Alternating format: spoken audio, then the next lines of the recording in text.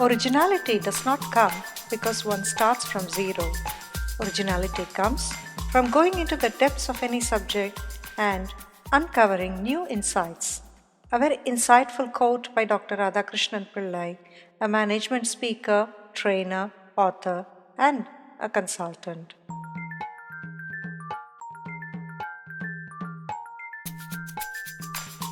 Hello, my name is Malathi, and this is my show titled The Impressive Empress. Here I talk to women leaders, women who have had a humble beginning and have forged their way to leadership, a position to which they have been elevated thanks to their selfless efforts at making a positive difference to the world.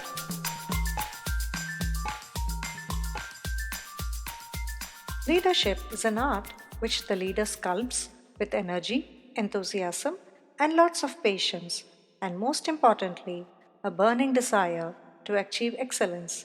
This is so true of our today's guest, Dr. R Maalathi, an educationalist from Chennai. She is specialized in the early years education and setting up of schools. She is the founder and CEO of Auuro Educational Services.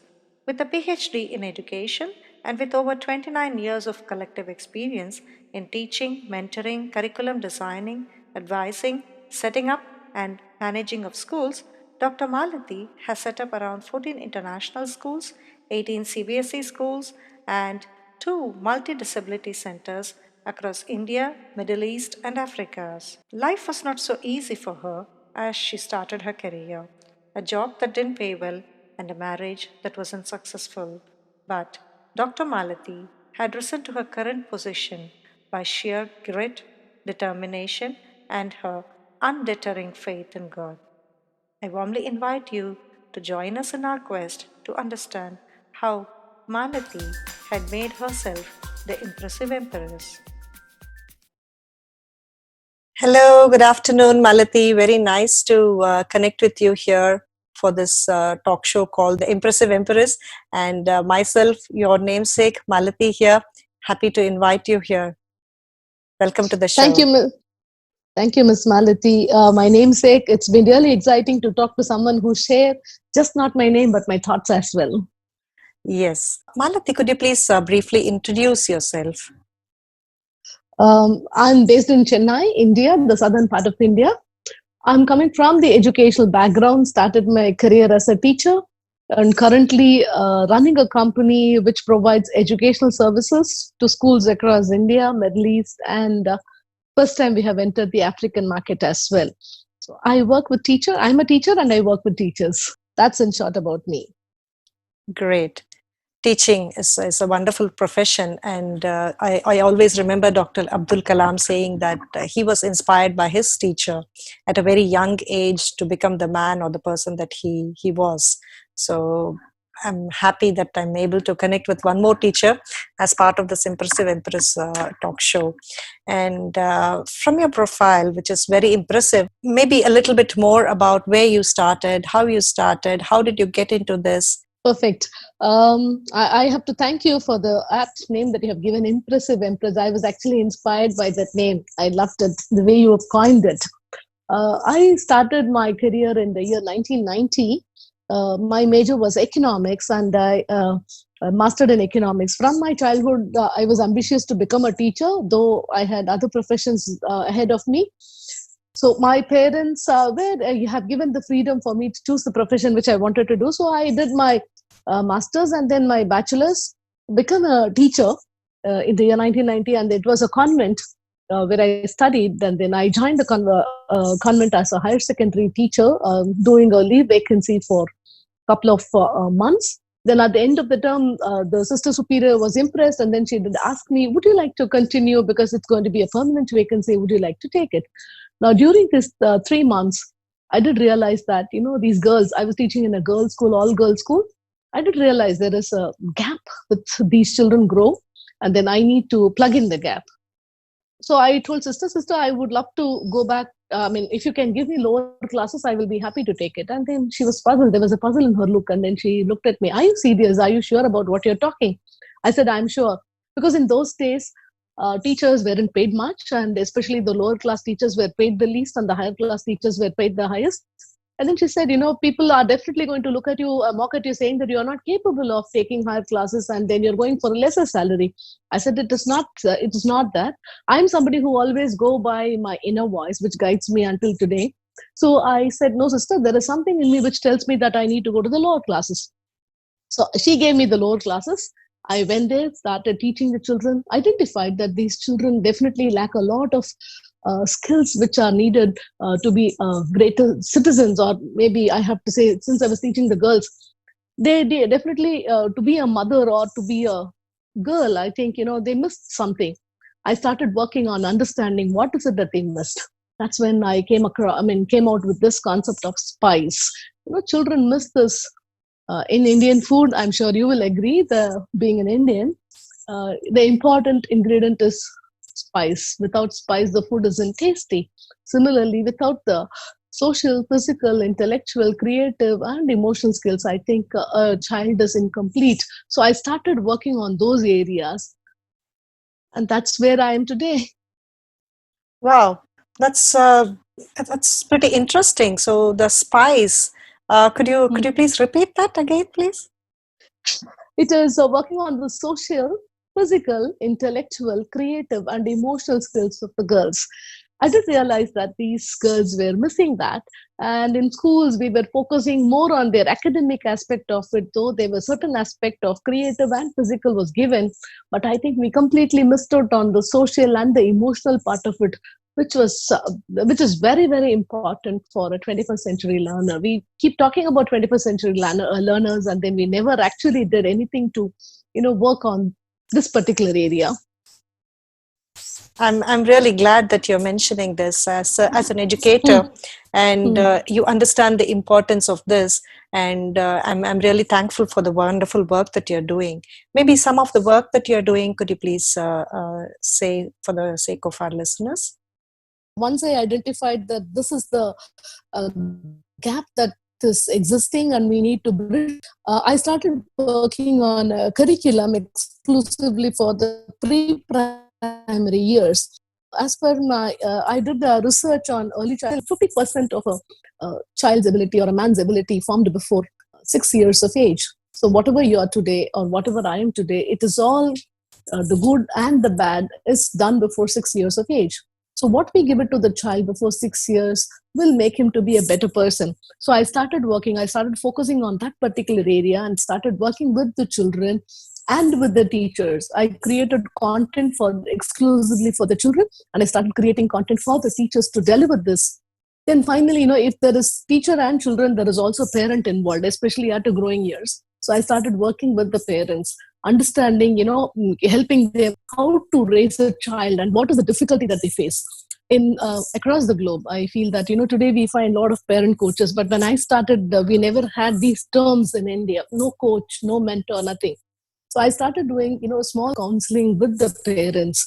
I Because we have schools where children are adults are being taught engineering, medicine. If you have to become a lawyer, if you have to become an engineer, or if you have to become a teacher, there is a perfect place where you get trained for it. But to become a successful parent, there isn't any kind of a college or institute where where they tell you, okay, yeah, this is what you're doing a good job. So I started working on those area maybe 25 years back, and then I have so far counseled around 10,000 parents. Wonderful. I'm really glad you're here on this show. And Thank you. through your journey, reading Mm. your profile, I understand that you had to go through different kinds of roles. So, what was the learning, and how did your journey evolve to what it is today? That's an interesting question. No journey is very easy, uh, including mine. So I had a very, very tough marriage life. Uh, to say, because I was married early, and then all my education, my graduation and my post graduation happened after my child was born. I was committed to what I had to do because I was focused on. I know that this is not going to be the end. Marriage usually stops a woman, not proceeding in the way she needs to go forward. But I didn't give up. I Something inside me kept telling me this is definitely not going to end here. We need to move forward, and I kept pushing myself. I kept pushing, saying that, you will sail through this, because I was married to an alcoholic. My husband, I didn't even realize that he was an alcoholic and a schizophrenic. These terms were new to me because I haven't come across. I was very naive, and then this was a shock to me after my marriage, coming to know and getting to terms with these. It was very difficult. I was not prepared to handle this, and the society also did not give me the needed support to handle such a situation. So the only thing what I saw before me is, if I have to work on this, if I have to come out of this, I need to study, I need to work, I need to do something different which will actually make this journey easier.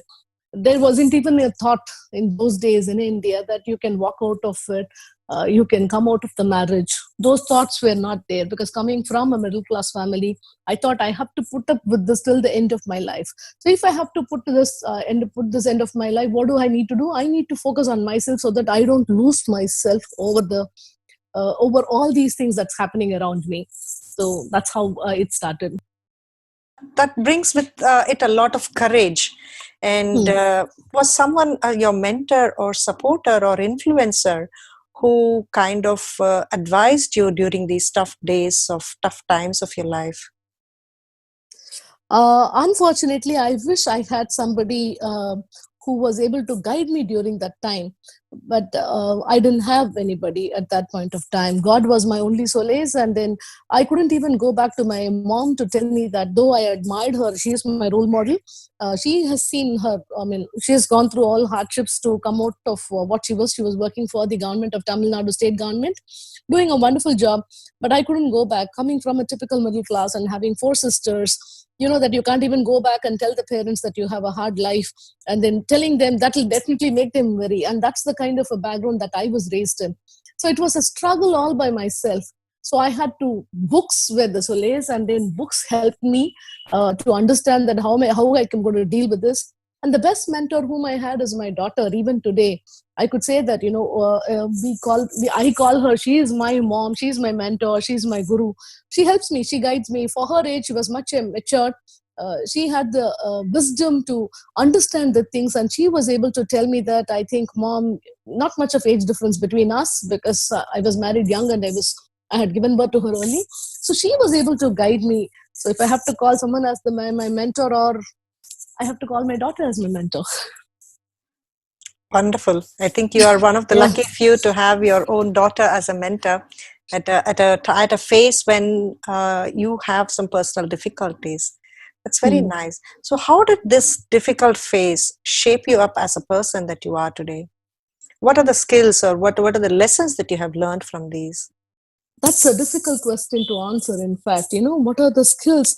The skill sets what you had, kind of, makes you down, because when you go through so much in life, you hardly forget whom you are, what kind of skill sets you have, how is it that it's going to be. Though I kept pushing myself, I was not aware, I was not in a position to focus on anything to, do something fruitfully. I was in a job, I was going as a teacher, I was delivering the lessons. I was, meanwhile, I was also equipping myself to be, adding graduations to adding degrees to my profile.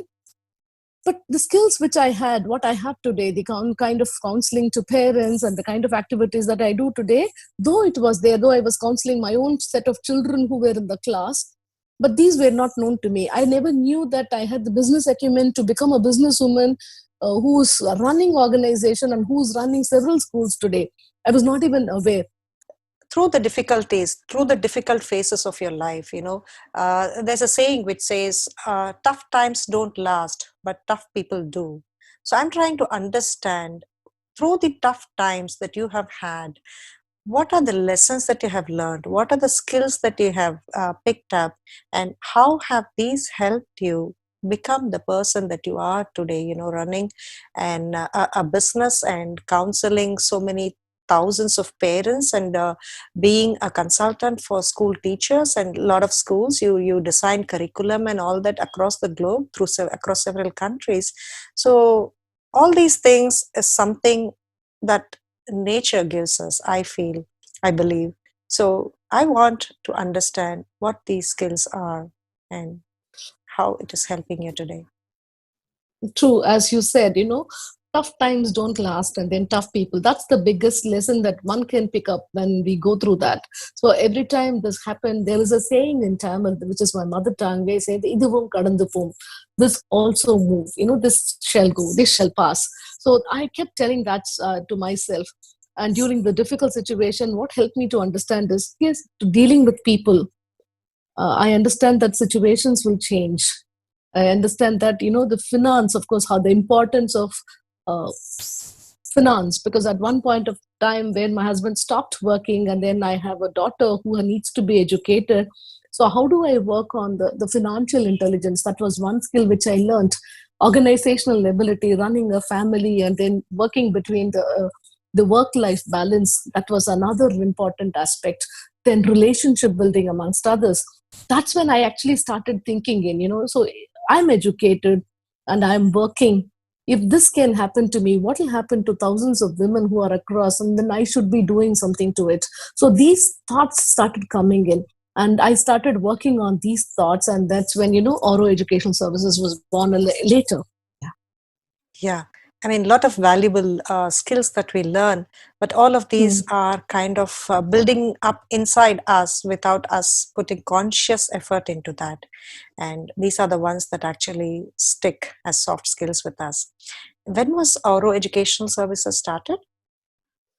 Auuro Educational Services was started in the year 2006. And what was your first assignment? Could you probably say something about my it? f- my first assignment was with the film actor Mr. Mithun Chakrabarti, who was running a school in Coimbatore. So he started a school by name the Monarch International School, and then that wasn't it was run following the Cambridge curriculum, and then had to do a lot of brand building and exercise for that activity. So that's when I was given the opportunity to work with him. So that was a very, very interesting experience for me to learn from it. And being an entrepreneur, uh, that was another big lesson also for me, because that's when I started working on other smaller assignments as well. I gave up a good job to understand that I need to work on become an entrepreneur, so that I love challenges, and then I need to grow bigger. As I told you, this thirst for uh, growing, doing something for the society, and then establishing myself. Identity crisis was there, so I need to do something. So this thirst to push me. I thought doing a business will help me get more money, but only to realize that entrepreneurs were not paid much as they thought to be earlier, sitting in a luxury of getting a salary every month, and suddenly you are on your own. There's nobody, there are bills before you, no, and the money doesn't come on time. So this assignment taught me many valuable things, that, how to be an entrepreneur, then again, how to balance life, finance, and then the money which comes. So how am I going to schedule my traveling, the expenses for the business and for the family? They were good things, good lesson in the early years. Hmm, wonderful. Yeah, I mean, I see that you life just threw challenges after challenges at you, and you have handled it really well with a lot of grace, and that too without any mentor, at least at your in your early stages of I don't business. know if I handled it really well. Yes, but I handled it because I had no other go. As you said, no mentor, nobody to tell me whether I'm going in the right direction or in the wrong direction. But life pushed me, and I started moving in the way life wanted me to go. I just sailed with it. To some extent, of course, yeah, I was swimming, against the currents, but yes, yeah, life sailed. Wonderful. Thanks for hanging on and doing the work that you are doing. So this pensions to do something in the educational field for the betterment of society is something that must have, I feel that you must have picked it up somewhere. So maybe a quote, or maybe someone you admire as a teacher, or is there a reason why you got this pensions? Or is there a Yes, family background in teaching? yeah, there is. My aunt is a teacher. My mom was a teacher beginning of her career. She was a teacher. My grandparents were teachers. That was one aspect of it. Of course, we were four sisters, but none of us had the inclination to become a teacher. I had a very, very interesting teacher in my class 9 and then in class 12. class 9, it was my language teacher, Tamil teacher, who's still alive, Mrs. Shashikala, whom I adore so much, whom I'm in touch with. She speaks English, Tamil, and then Sanskrit fluently. She inspired all of us so much. She was one teacher, and then the second teacher was my economics teacher, because of whom I chose the subject economics. I loved her subject, and that's when I decided that I will do my economics, and then I will become a teacher, and I will definitely make it. How she is making us happy in same way, I will make my children happier, and then I will make them learn more. So they were my inspiration. Great. I keep hearing this oftentimes that my mother is my biggest role model or my first role Mm. model. Your Mm. comments on that? Very true. For a girl, it's the father and the mother who are the biggest role model. I keep asking children. Children keep telling the same thing. Whom do you like so much? When I do workshops, they say that it's my mom or dad, and then I'm no different. I love my mom. My mom was one of the best person. She again went through a lot of hardships during her childhood, and then how did she keeps telling us that how difficult it was for her to bring her. She raised her own younger sister because she lost her mother in a very young age, my grandmother. And then how did she brought her sister like her daughter, and then she was an inspiration to all of us. There's one important aspect which I need to share about my mom. She said, yes, being educated, being career focused is very important for a girl, for a woman. Yes, it is important, but equally, when you take up the responsibility of a wife or a mother, it is important for you to focus on the child as well and the husband as well.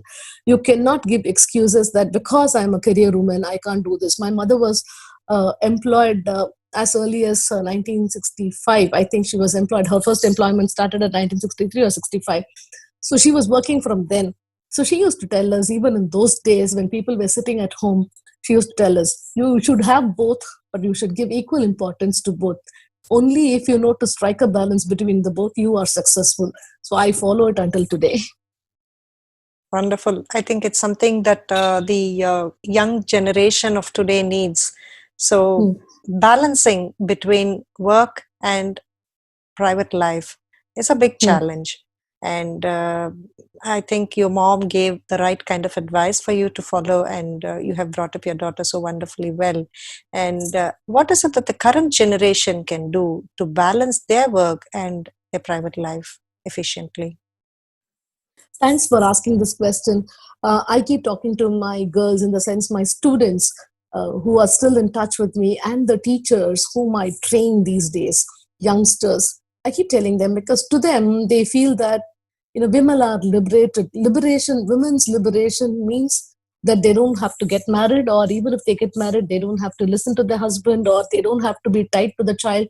They don't have to be, because I see teachers, a very recent case. We had a physical education teacher who delivered a baby a month ago, and then she said, "Ma'am, I would like to join the next month." I said, "No, but you have to take care of your child."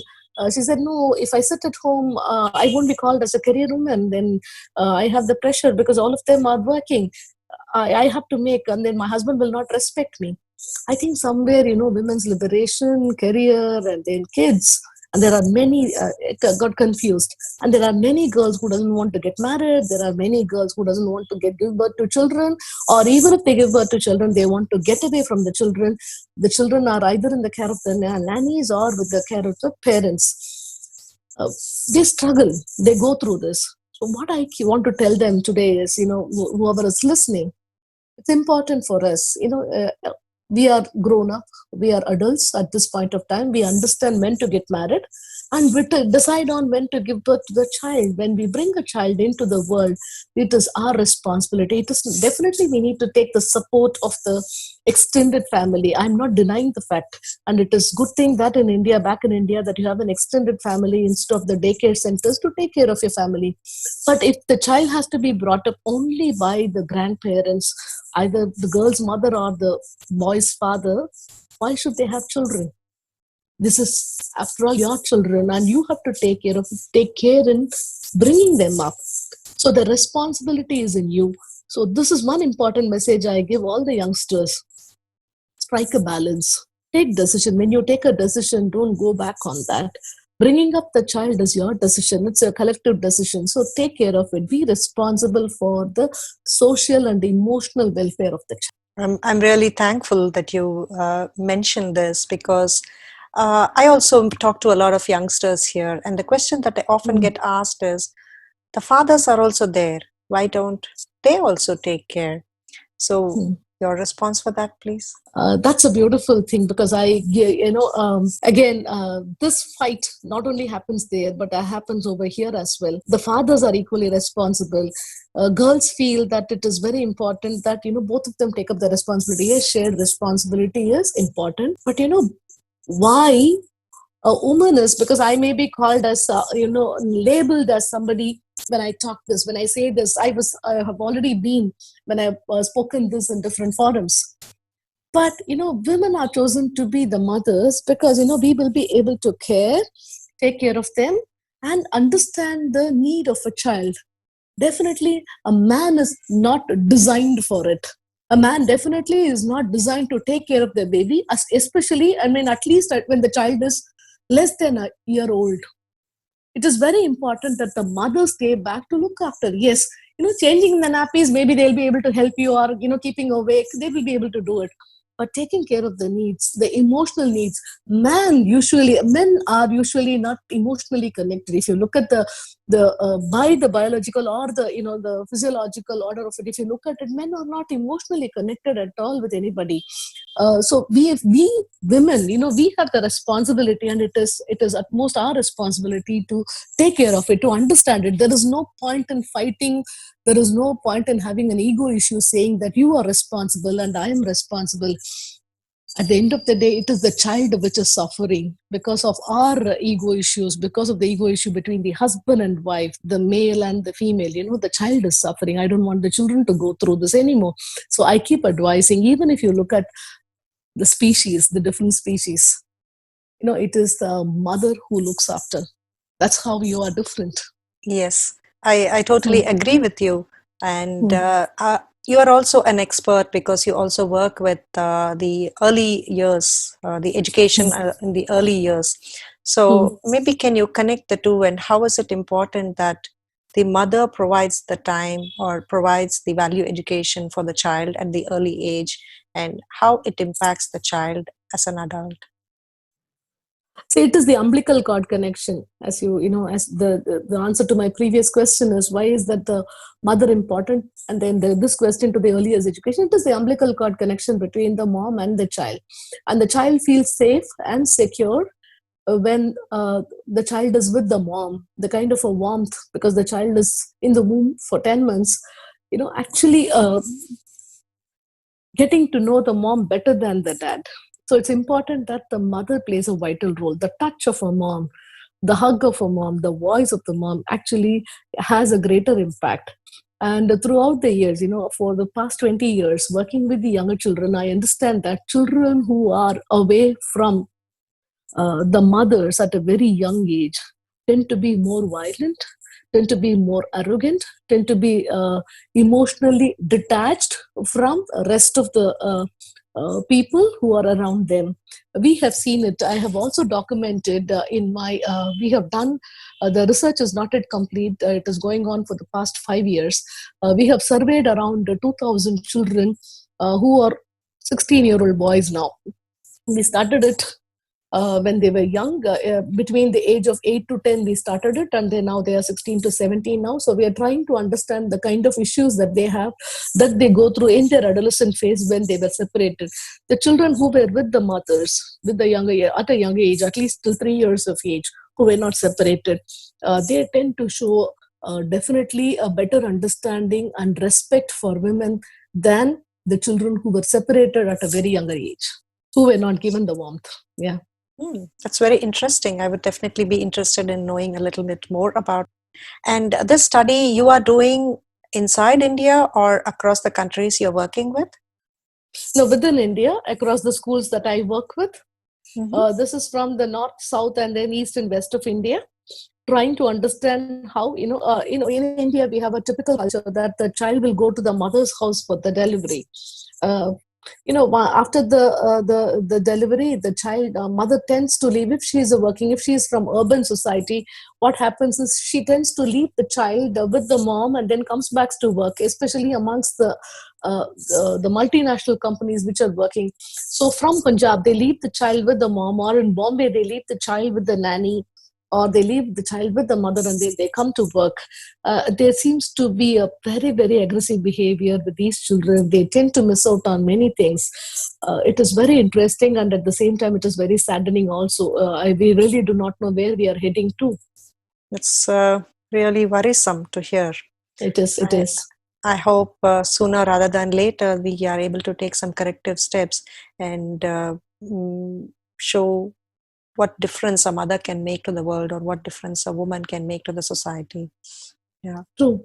Yeah. Yes. The reason, the purpose of this research is only that we wanted to tell the world that the kind of a role that a mother plays in the life of a child, though everybody understands that mom is very important, but the changing scenario, the changing trend is actually worrying all of us. Because there are not much of researchers which happens in India with regard to early years education.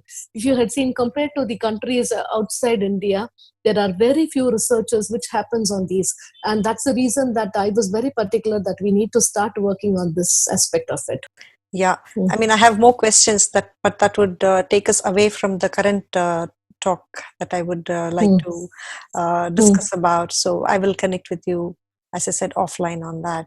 So, mm, so maybe we should talk about the work-life balance a little bit more. Or today they talk of work-life integration.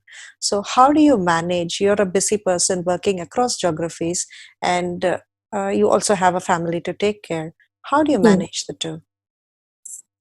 It's such a difficult task for any working woman to strike a balance between work and life. All of us are aware of it, and especially coming from the Indian background, you have full-fledged cooking, a three-meal cooking. It's very important that if you don't do it, so the first haunting task for any working woman in India is the kitchen. So you have to strike a balance somewhere to balance between the cooking and your life, because that comes your priority. Then comes your children. Even before your children can come to your priority, it's the cooking, the three-meal cooking. We never had the habit of having outside, not like the Swiggy which is on the road these days, but it was cooking. So initially, very important for us to plan. How do we plan the meal for each one of us? Each one of us have a different. Just like in the classroom, I keep telling the teachers that each child has a different learning need and a learning style. Similarly, at home, each one of them have a different eating pattern. So it's important for us to understand, because if you take care of a man's stomach, I think the half of the problem would be solved, and that's how we were taught and then we were raised. So cooking played a major role in our life. So we make sure that that has been in planning, well planned, cooking, which also takes care of the health and hygiene of the children. And then comes the children's education, then preparing for work. Being a teacher was definitely a very, very demanding profession. You need to research, take notes, go back, deliver, create teaching aids. I used to sit late night and then start doing the work. Until then, I never used to get time. But today, what happens is I see the commitment less in the teachers. They are neither, happy mothers nor good teachers, efficient teachers. So I keep telling them that planning is very, very essential. Can you probably describe your work day? Just one sample day. What do you do from morning until from the time you wake up to the time to you go back to bed? That's interesting question, because now these days my schedule has changed than being a teacher in those days. Teacher, I used to wake up at 4 o'clock in the morning and hit the bed at 12 hours, so I was sleep deprived, and then my sleep used to be only during the weekend. But today, if I have to talk about it, I understand the importance of a minimum 6 hours sleep. So I make sure that I hit the bed at least by 9:30, 10 if I am in town, or if not, if I'm traveling, even if I hit the bed 11, I make sure that I have 6 hours of sleep. So I wake up around 4:30 in the morning, go for a walk with my dog, and then play with him for a while. Come back, do some kind of a meditation or read a book, and then start planning for the day. And my day starts at 8 o'clock with the meetings after the breakfast, or with breakfast with the meetings. And sometimes if I travel, my day starts as early as 4 in the morning. I travel to far off places. I drive down between cities in India. So it takes, and then I come back in the night. So typically it is, I work for 18 hours a day. That's how it is. Oh my God. In all this, how do Yes. you manage your health? I take walk in between, when we visit schools. Primarily, I work with schools across.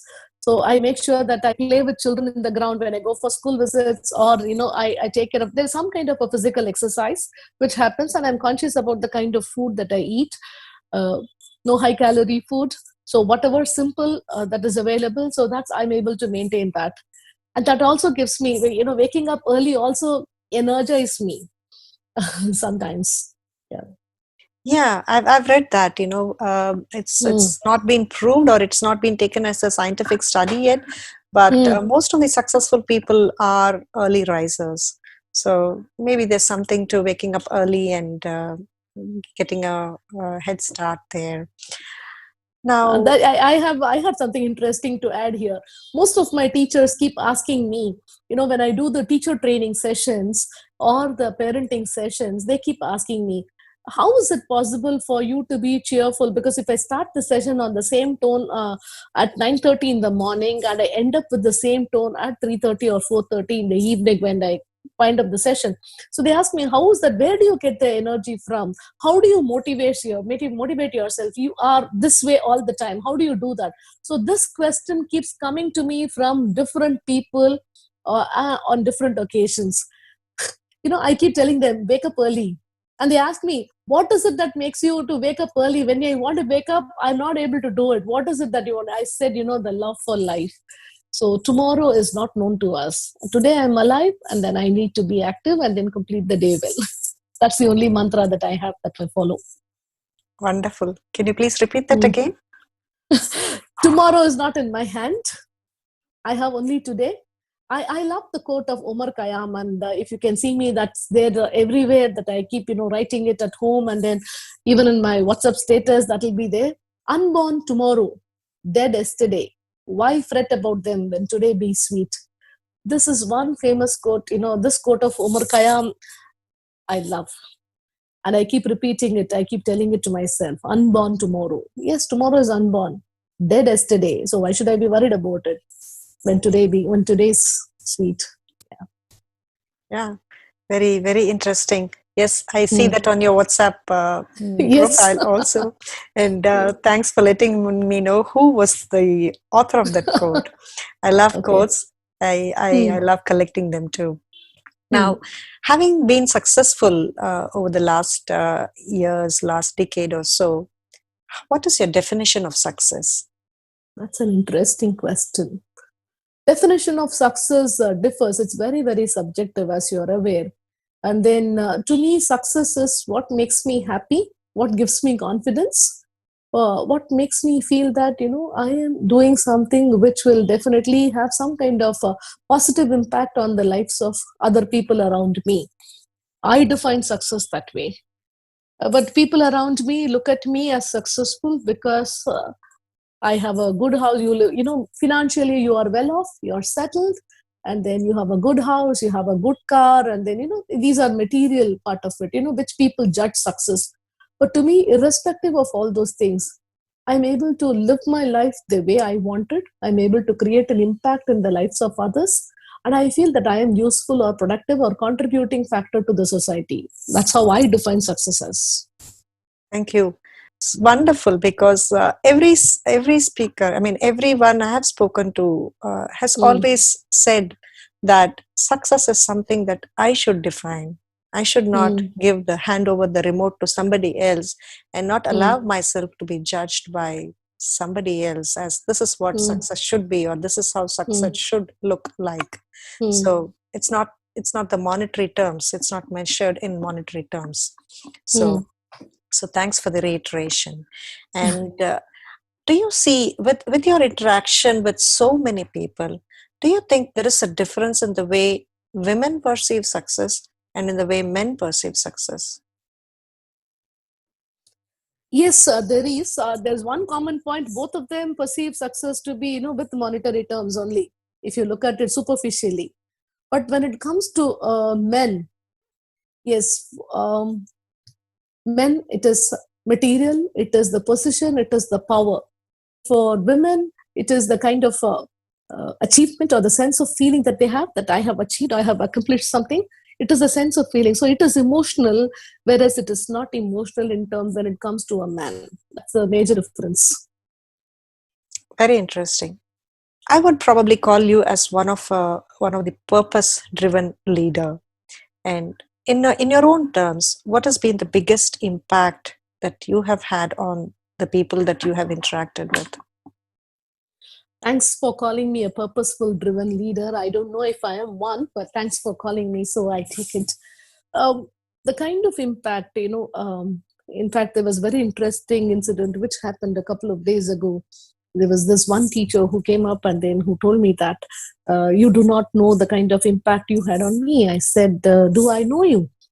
She said, yes, I have attended your workshop, and then that changed my life. I used to be really rude with my children. I never used to be, update on the learning that I do. I thought, I knew everything. I'm a postgraduate, and I had the confidence that I knew everything. But after attending your workshop, I realized that how much I do not know, and then you have actually made me understand the role and then my importance in the society as a teacher. You have changed my life, and this is just one case which happened, but there are similar number of incidents which can happen wherever I see parents who would come and tell me that I've turned out to be somebody who is more understanding, more caring about my child. And then there are students who will come and tell me, Malathi ma'am, you will not believe the kind of impact you had on my life. I really do not know if I had made that impact, but when people come and tell me that there is the way I talk, or maybe the interaction, or the kind of a piece of advice which I have shared with them, or the piece of experience which I have shared with them has actually helped them to change their life or to look at life differently. So this was an eye opener for me. I mean, of course, this started many years back, and from then on, I used to be really careful and conscious about what I'm going to speak, whom I'm going to talk. I really do not know whether it is going to impact the entire audience, but I know there is one person who's going to be there, who is going to be impacted by this. This was my thought, and this is still my thought every time that I address even this show. I really do not know who's listening, and then what is the kind of impact it is going to have on people who are going to listen. But there is definitely somebody who is in need of some message which I am giving, and I have no shame in sharing my experience. People tell me that you have gone up to a ladder and then you should not talk about your personal life, but I tell them, no, unless and otherwise I share. I cannot talk about the story of another person. It's very easy to quote some name XYZ, some lady was doing this, some another lady was going through that. It is very, I mean, it can be done, it's very easy to do that way. But it is important that the kind of, if I have to make a real impact on the life of another person whom I really care, who share the same planet with me, it's important for me to tell them, see, these are the hardships that I went through, and I did not give up, and I'm still alive, and I'm counting. you know so you can, you can bring in the change. You can also sail through any kind of a difficult situation and achieve the place where you are. Though I have not shared much about, I just gave you an insight about what I went through. I did not give in depth about my personal life to you. I did go through a lot. I did understand that it's important that life doesn't end at one particular point. Though you go through so much in life, though you have seen all the shame, though you have gone through all the turmoil, harassment, abuse, physical, moral, and then financial loss, and then this abuse. Though you go through all those things, life has always as its, at the end of the tunnel, there is always a light. I have seen this, and this is what I keep telling everybody. So maybe when you say me the kind of impact, and this is the impact I share, I tell them that this is when somebody who has gone through this is able to stand today and then talk to you. You will definitely be, because you are living in a very different generation. You can create, and you are able to ask openly, able to ask support, and there is somebody to guide you. I did not have anybody, so I'm able to share this, and maybe that's when I'm creating an impact. I think so. Yeah. I mean, I also feel that it's quite important Mm. that people in position are able to mm, share their life journey openly, be it mm, the ups or the downs. Downs more, mm, because it also gives the kind of a confidence that the listener mm, needs, that somebody who's successful today also mm, has gone through some difficulties in life and mm, emerged stronger and victorious. So mm. I think it's quite important that you continue to do the good work that you're doing. And I think earlier we also covered the kind of impact that you have been having on the educational system as such. Maybe a couple of Mm. points if you want to add on that. How has your involvement impacted the educational system? When it comes to education, as I told you, my specialization is early years education. But apart from it, I work with K-12 completely. I understand that today's children have a different learning need and a learning style.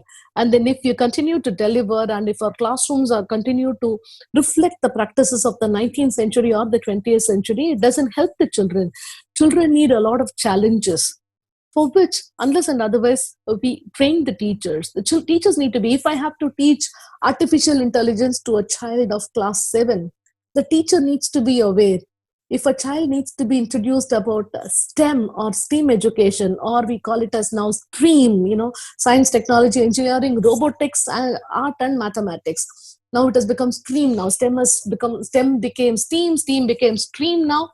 People need to be aware. The teachers need to understand.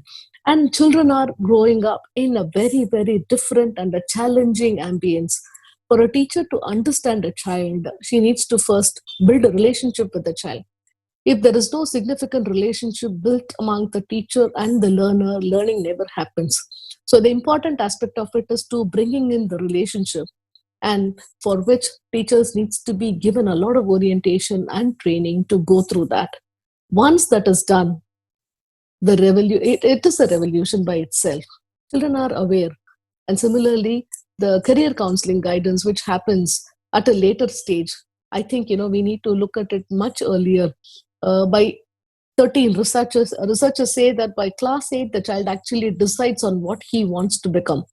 But back in our schools, we talk about it only in class 11 or 12. So I bring in a lot of expert speakers. I bring in a lot of people from different walks of life to talk to children from class 2 onwards. Children can question them, children can talk to them, can interact with them, right from the kind of work that they do. So this gives them an edge over rest of them.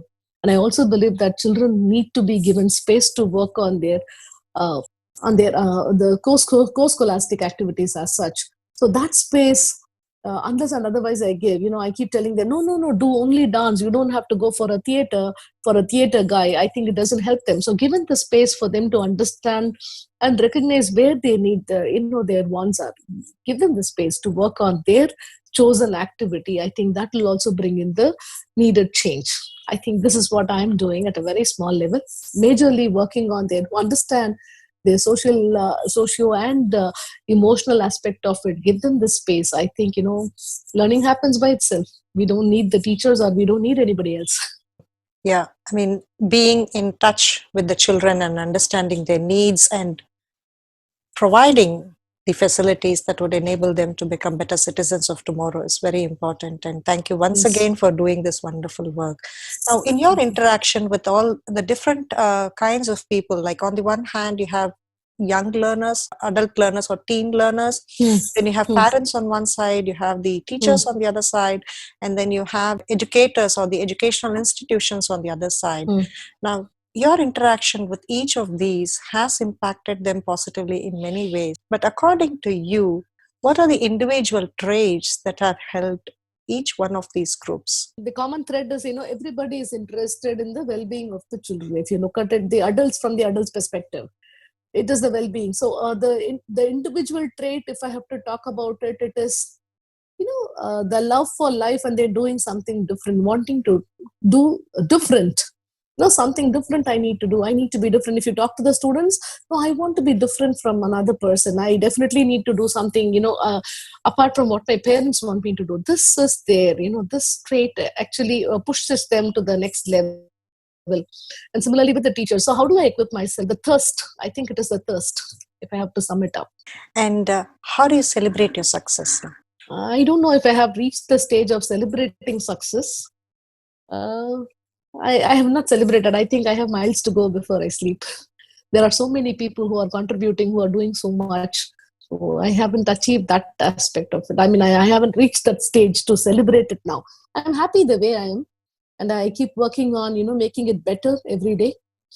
Even though I'm not talking to you now, I feel that I'm not delivering the best of what I should be doing. It There are so many things running in my mind where I'm not able to bring out the best in me. So I feel that I need to work on this. So I don't feel that I have reached the stage of success at this point of time. Wow, such humility.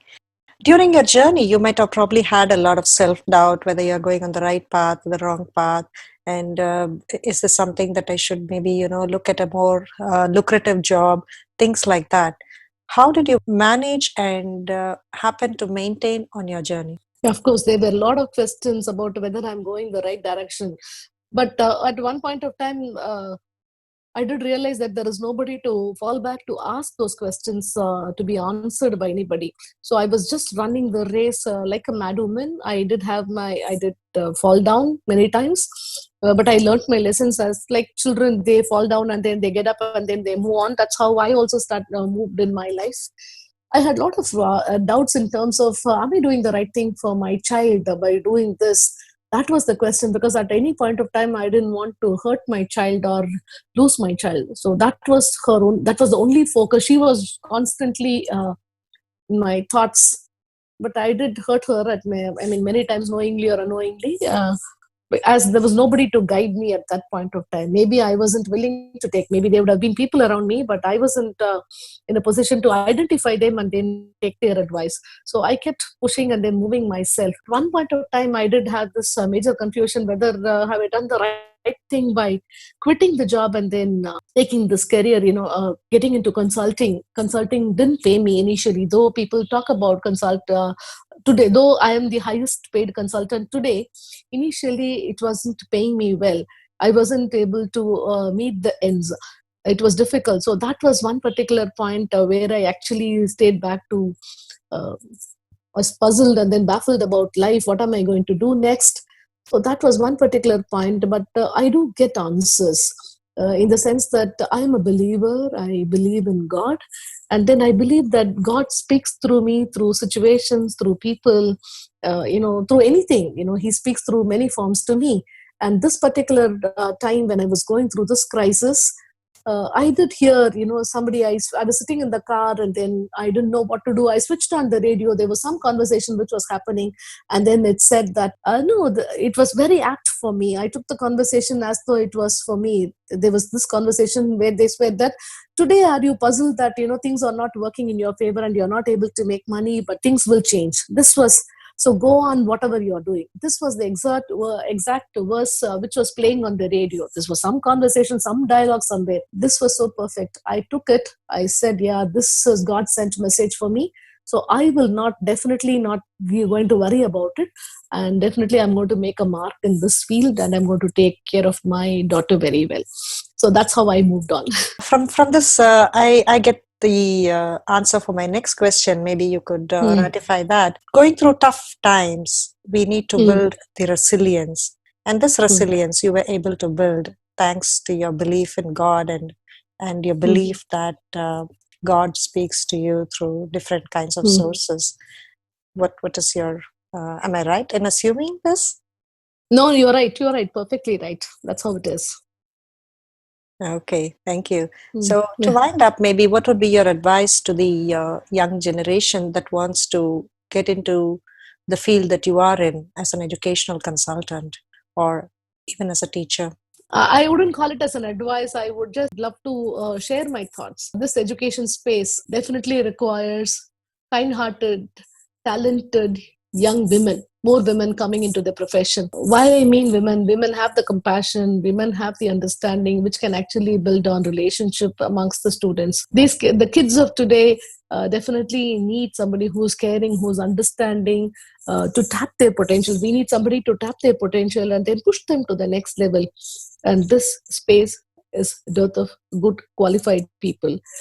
Today, teaching has been looked at a loss to resort by people, because I don't get any other job, or because, I look at it as a comfortable timings and then comfortable job. Get enough holidays. We have people who are getting into the profession this way. By saying this, I'm not demeaning anybody. My apologies if I'm hurting anybody, but this is what I see in my country, and then it pains. I really invite young, talented, smart women to get into teaching, to be with the children, to make this country a better place, and to make this world a better place. Thank you so much. A lot of I insights into this profession and the importance that this profession has in the tomorrow is, I think you have said that, explained that, talked a lot about it, and I'm really appreciative of all that you have said, of your time. Thank you so much for being on this show, Malathi. Thank you, Ms. Malathi. I have to thank you for this. I do not know if I really justified the job that you assigned to me, but I've shared all that I have done and then I'm still doing in this space. I feel that there is a purpose for everybody to be alive on this planet today. And if each one of us understand that, and understand that this is not going to be a place which is meant for quarreling, fighting, or being jealous, and then play small with the life. There is a bigger purpose for each one of us to be here. If we understand that, I think truly we will make this place a better place for all the people who are living over here. Thank you so much. This is one great thing that you're doing. Thank you so much for inviting me. It's my pleasure to be on the show today.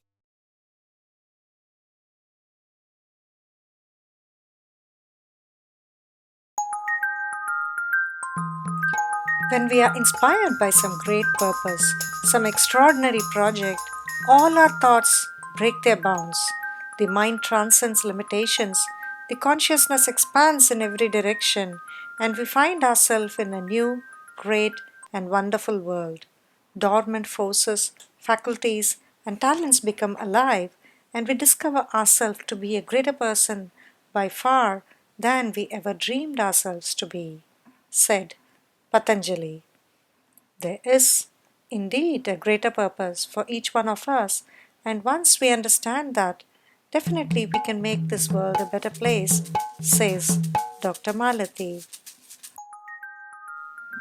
Thank you so much for being there, inspiring students, parents, and teachers to do better and help bringing joy all around. Salutations to the inspirers in our lives. Thank you so much for listening in.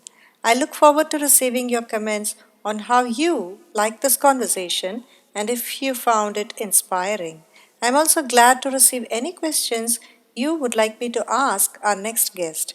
Do write to me at empress@bhogya.online.